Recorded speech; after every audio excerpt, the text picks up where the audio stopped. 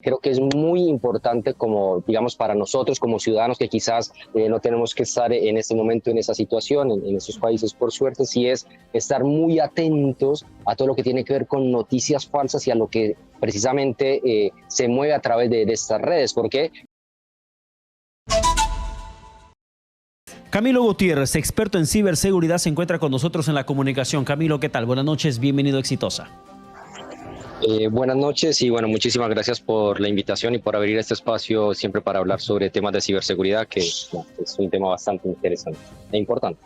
A usted, señor Gutiérrez, por favor, este término que hoy día ha sido viral por las redes sociales, el sistema SWIFT, que podría, según los expertos, aislar económicamente a Rusia. Explíquenos todo con detalles, con peras y manzanas para poder comprenderlo, por favor.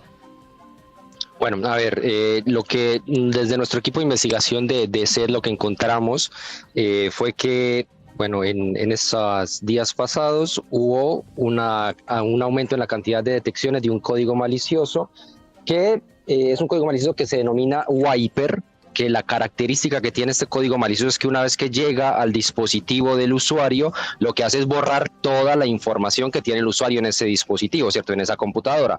Entonces, ¿qué pasa? Que lo que encontramos es que este código malicioso afectó a muchas entidades y obviamente esto lo que abre la posibilidad es que estas entidades, incluidas entidades financieras, pues obviamente se pueda ver afectadas sus operaciones y no pueda realizar, digamos, las acciones normales que cualquier usuario podría llegar a necesitar. Pero esta situación podría repercutir dentro del sistema bancario nacional, por ejemplo. Eso es lo que queremos saber. ¿Cómo podría afectar una situación bélica, lo que está pasando en estos momentos en Europa, en el contexto internacional, directamente sobre el país, sobre el Perú? Bueno, a ver, la realidad es que obviamente que va a afectar a aquellas empresas o instituciones que tengan algún tipo de necesidad de hacer transacciones con este tipo de entidades financieras que obviamente van a ver sus sistemas caídos o que no van a poder tener este tipo de acceso. Entonces, digamos que para ese caso, pues obviamente que hay que esperar a que se pueda normalizar, porque lo que pasa después de este tipo de ataques es que la infraestructura deja de funcionar y hasta que las personas de estos bancos no puedan restablecer los servicios, pues obviamente que no va a ser posible realizar este tipo de transacciones, pero pues obviamente va a afectar únicamente a aquellas empresas o entidades que tengan necesidad de contactarse con estos bancos. Así es, y pues de qué otra forma los países de la OTAN, Estados Unidos o los países de Europa podrían castigar a Rusia, porque ya sabemos de que de forma militar no lo van a hacer, no van a intervenir, pero existen otros mecanismos, digamos en la virtualidad, en esta área cibernética de que pueda aislar a Rusia para darle algún tipo de sanción o castigo.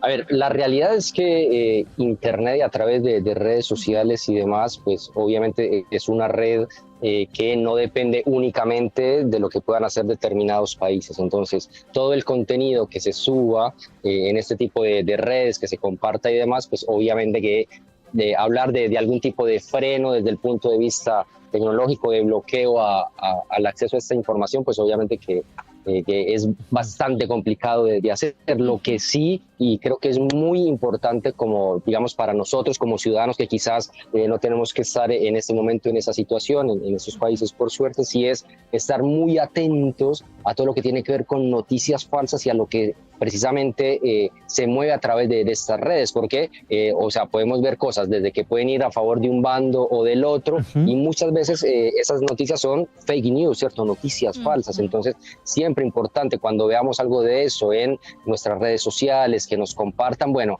no compartirlo inmediatamente, independientemente del bando que sea. O sea, aquí no es hablar de una cosa o de la otra, sino simplemente de pensar, de revisar si eso que estamos viendo, que estamos compartiendo es realmente algo legítimo, o si al contrario es algo falso, pues que obviamente no está bueno compartir esta información, porque hacemos exactamente lo contrario, generamos desinformación. Ahora, yo quisiera preguntarte, Camilo, lo siguiente. Si es que, por ejemplo, estos ciberataques al sistema financiero, a los bancos, páginas del gobierno, el parlamento ucraniano, termina siendo una nueva arma bélica en el tema tecnológico, en el tema digital, ahora que todo se encuentra completamente interconectado a través del Internet, ¿utilizan las grandes potencias el tema de los ciberataques como una nueva herramienta bélica? A ver, la realidad es que lo que sí hemos encontrado y lo que es una realidad es que hay muchos países, muchas naciones que tienen equipos dentro de su Ministerio de Defensa o dentro de su ejército, dentro de su división, digamos, bélica, tiene una parte que tiene que ver con estas infraestructuras militares que van a, digamos, a defender el país contra ataques en este tipo de redes. ¿Ataques de qué tipo? Ataques que puedan afectar la infraestructura crítica. Hablabas y lo mencionábamos ahora, el tema de entidades financieras, entidades de gobierno, que obviamente son bastante delicadas, pero también, no sé, plantas de saneamiento de agua, plantas de energía eléctrica, o sea, todo lo que se conoce como infraestructuras críticas. Entonces, es una realidad que los países tienen divisiones, o muchas de esas potencias tienen divisiones para proteger estos activos de información. Y bueno, también hemos encontrado casos en los cuales hay países que tienen también una parte ofensiva dentro de estos equipos para realizar este tipo de ataques. O sea, esto no es algo nuevo, es algo que estamos viendo ya hace mucho tiempo. De hecho, Ucrania ya había sido víctima también de este tipo de ataques en los cuales le habían afectado su infraestructura energética, habían dejado ciudades completas sin energía eléctrica por un tiempo determinado a causa de un ataque cibernético. Entonces, sí, o sea, este tipo de ataques ya se ven y los países, obviamente, muchas veces los gobiernos toman recaudos para prevenir ese tipo de ataques, y pues precisamente por eso lo que hablábamos al principio, ¿cierto? De esa importancia que toman estos temas de ciberseguridad hoy por hoy, y en el contexto, como bien mencionaban, cada vez más interconectado.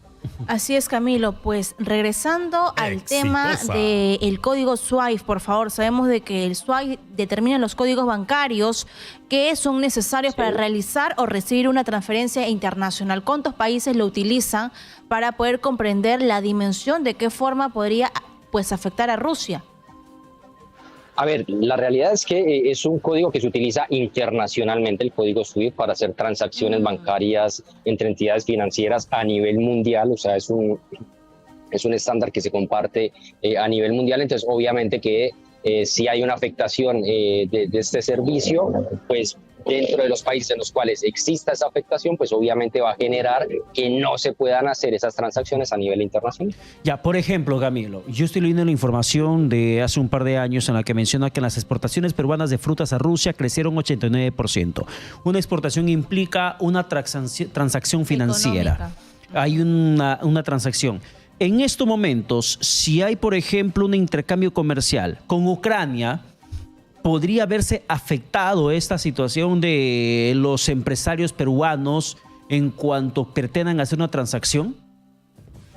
Habría que ver cuál es el medio de pago que utilizaban para hacer este tipo de transacciones. Sí, digamos, lo que utilizaban era estos códigos SWIFT, este protocolo SWIFT, pues obviamente van a verse afectados. Pero la realidad es que también existen otras alternativas. O sea, hay otras plataformas de pago a través de las cuales se puede hacer un intercambio de divisa. No sé, aquí pensando rápidamente, hay plataformas como PayPal que podrían permitir ese tipo de intercambios. Entonces, obviamente que es una situación complicada, pero creo que también hay alternativas que seguramente cuando se presentan estas situaciones de emergencia, pues hay que entrar a operar en contingencia y digamos que ya sería buscar la mejor alternativa para poder realizar este tipo de transacciones. Así es, Camilo. Cierro con esta pregunta quizás un poco pintoresca, pero sabemos de que este personaje, ¿no? Los hackers de Anonymous, por ejemplo, que han tenido cierta relevancia cuando se habla de Estados Unidos, esta vez se han pronunciado nuevamente para declararle la ciberguerra a Rusia. ¿Qué significa esto para ellos? Bueno, a ver, la realidad es que, o sea, si habláramos de ciberguerra como tal, o cuando hablamos de guerra, pues obviamente que tendrían que haber dos naciones en conflicto. Por eso este anuncio de la gente de Anonymous quizás va más orientado a las acciones que ellos hacen de hacktivismo. O sea, recordemos que Anonymous es un grupo hacktivista. Claro, lo que ellos hacen es tratar de reivindicar alguna causa en la que ellos creen, en este caso seguramente protestando contra la invasión que hizo Rusia. Entonces pueden hacer ataques de denegación de servicio, es decir, tratar de dar de baja servidores de infraestructuras, en este caso de Rusia. Pueden hacer también cambios en las páginas web de Rusia para manifestar, ¿cierto? Digamos, no estar de acuerdo con las acciones que lleva adelante, en este caso, este país en particular. Entonces, lo que hacen es eso, activismo, que es activismo a través de digamos, de estas actividades digitales, que obviamente, más allá de eso, bueno, hay que ver también cuáles pueden ser las implicaciones que este tipo de actividades pueden hacer, porque obviamente, más allá de las protestas y de que una persona pueda estar en contra o de acuerdo con esa protesta que harían este tipo de grupos, las acciones que realizan muchas veces también son delitos. Entonces, obviamente que se encuentra uno como en ese círculo en el cual pues, es importante que las empresas y obviamente estén protegidas, sepan, y sobre todo quizás creo que lo más importante de todo esto como usuarios y que nos debe quedar es informarnos bien y ser cuidadosos con lo que vemos para quizás no caer víctimas de un engaño. Bien, perfecto, Camilo. Muchísimas gracias por la comunicación alcanzada aquí en Exitosa.